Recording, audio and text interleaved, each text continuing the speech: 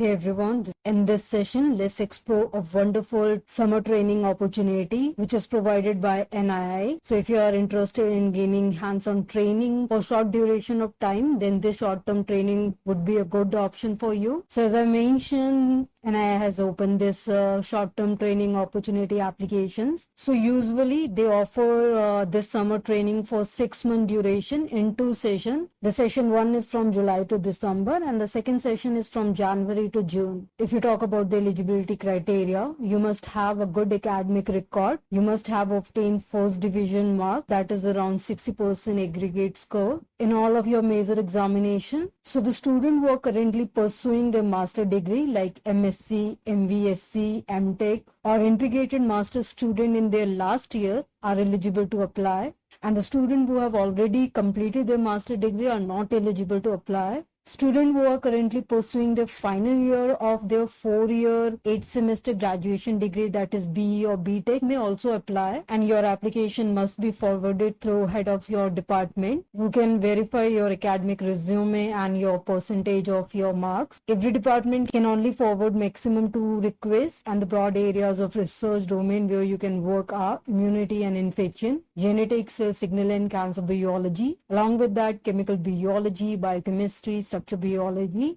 And if you're interested in a dry lab like computational biology, bioinformatics and AI/ML application in biology, then you can choose accordingly. The last date of this application is 18th May. And the selected candidate will be notified around 7 to 15 June 2025. And the joining date for this short-term training will be around 1st July 2025. So if you are interested in applying to this training program, I will be providing the official link in the description section. Just click on that. Then you have to provide the personal details like your name, your father name, date of birth, etc. And along with that, you also have to provide your 10th examination mark and details. Along with that, 12th examination marks, your bachelor degree details. And if you are in master's, then your master degree details. Apart from that, you also have to provide your research interest in around 100 words. You have to provide the subject area, which I mentioned priority wise, which you want to opt for.